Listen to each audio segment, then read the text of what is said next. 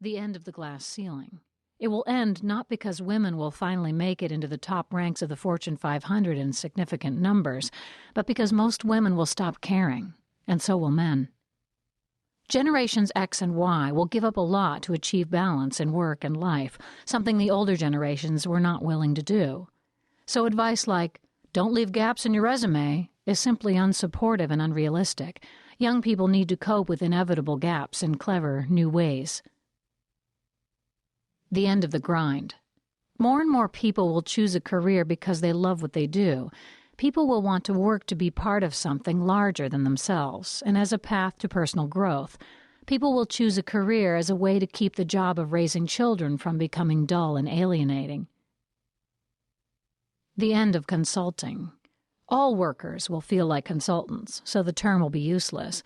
Employers will decrease costs by encouraging consulting rather than long-term salaried employment in the office. Employees will push for this to get more flexible hours. This is not a large leap given that younger workers already feel no long-term loyalty and tend to be project-focused instead of job-focused. The end of the stay-at-home parent. Both men and women will look for flexible jobs that accommodate child-rearing. Many younger women have already rejected the idea of sacrificing time with their children to a relentless, high-powered, long-houred job, and men are following suit. The most fulfilled moms tend to be those with a flexible job that accommodates young kids in a way that doesn't make the mom crazy with guilt or stress. Like women, men who plan to stay at home with kids actually plan to work part-time too. So the question, should you be a stay-at-home mom, is not all that useful to the men and women of this generation, first because it is gender-specific, and second because it is too black and white. A more relevant discussion is how to plan for shared parenting and flexible work to accommodate raising children.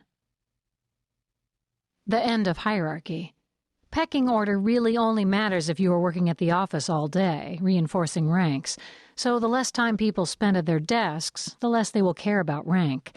Young people have no interest in climbing ladders when they know they probably won't be working at one place long enough to hit every rung. The classic career topic of how to get a promotion will become irrelevant. That's not what today's employees are after. The younger generation of workers cares more about personal development and honing job skills they can take with them to their next job or career. The new workplace emerges at a time when psychologists are just starting to quantify what exactly makes people happy.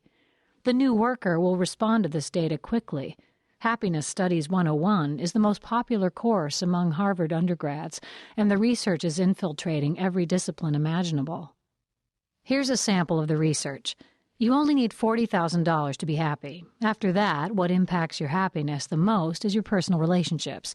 So ladder climbing advice like pay your dues does not ring true to workers who believe money doesn't matter that much. What young people are looking for is advice about how to get interesting work without giving up a personal life. If you recognize yourself in this new workplace, then this book is for you. If you don't feel that the old, typical rules of business should apply, then the advice in this book is for you. This book will advise you on how to be successful at work, knowing full well that the definition of success has changed radically, so the rules have to change too. The advice in this book would not have applied to the workplace 15 years ago.